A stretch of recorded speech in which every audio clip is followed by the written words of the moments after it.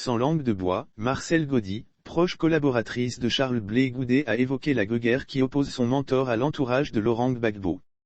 Marcel Gaudy, secrétaire général adjointe chargée de la promotion du genre, du leadership féminin et de l'autonomisation de la femme au sein de la direction du COJEP, a évoqué la guerre qui oppose le camp de l'ex-président ivoirien, Laurent Gbagbo, à Charles Blé Goudet.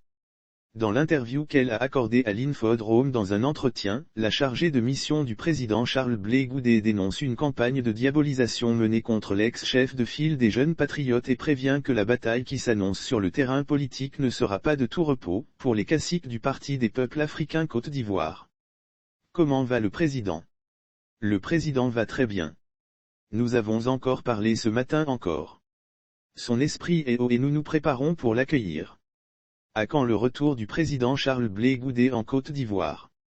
Le retour du président ne dépend pas seulement de lui, encore moins de nous, ses collaborateurs et membres de la direction.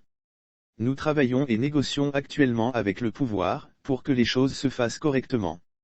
Le deuxième vice-président Joël Poté, le secrétaire général Saraka et la chef de cabinet adjointe ont été reçus par le directeur de cabinet du président de la République pour justement continuer à négocier, parler et faciliter le retour au pays du président Charles Blé Goudet. Que devons attendre de Blé Goudet une fois de retour au pays? C'est un président qui a la nostalgie de la Côte d'Ivoire. Cela fait plus de 10 ans qu'il est hors du pays. Le président Charles Blé Goudet a hâte de regagner le pays. Il a l'envie de voir ses enfants, il a perdu son père étant en prison, ses frères, il y a des funérailles à rattraper. Beaucoup de choses à faire. Il a vraiment l'envie de regagner son pays. Quelle est la position du COJEP à propos des tensions qui opposent Charles Blé Goudet et l'entourage de Laurent Gbagbo?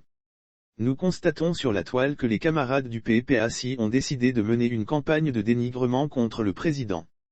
Une campagne qui, en réalité, a commencé depuis 2013. Ils ne disent rien de nouveau. Nous sommes à l'aise. Honnêtement, ils nous facilitent le travail parce que c'est une publicité gratuite. Ils nous donnent la possibilité d'être écoutés par les Ivoiriens. Les Ivoiriens ont suivi le procès à la haie pendant ces 5 ans. Les Ivoiriens sont également témoins du combat politique mené par Charles Blé Goudet aux côtés du président Laurent Gbagbo. Lire aussi Blé Goudet récidive et met en garde les pro-Gbagbo. Je vous demande pardon, ne me provoquez pas. En 2004, lorsque la France a attaqué le pouvoir du président Laurent Gbagbo était déjà tombé. Il a pu tenir le coup grâce à la grande mobilisation lancée par le président Charles Blé Goudet. Nos compatriotes ne sont pas amnésiques. Ils voient et comprennent. Ce qu'ils retiennent du PPACI, c'est leur méchanceté. Ces gens n'étaient pas là quand le président Laurent Gbagbo avait besoin de soutien, ils étaient où lorsque le président Charles Blé Goudet donnait sa poitrine. La vérité, c'est parce qu'il ne pèse rien. A-t-il eu des tentatives de rapprochement entre les deux camps?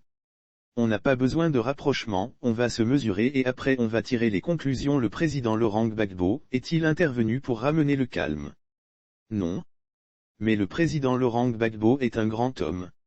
Il est en train de voir de quoi sont capables ses enfants. Et c'est une bonne chose qu'il voit ça de son vivant.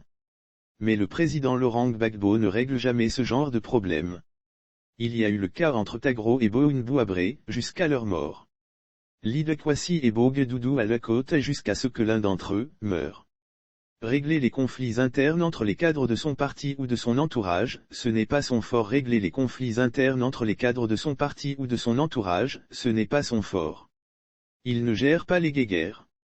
Nous sommes de grandes personnes, nous allons nous battre comme il se faut et les choses vont se calmer naturellement. Une chose est sûre, le président Charles Blé Goudet n'est pas Mamadou Koulibaly, il n'est pas Pascal Afine-Guessan ou Simone Gbagbo. Ils sont tombés sur leur terminus. Votre réaction au propos de Bio Daniel qui a déclaré, et je cite, si Blé Goudet a créé le COJEP c'est pour combattre le président Laurent Gbagbo.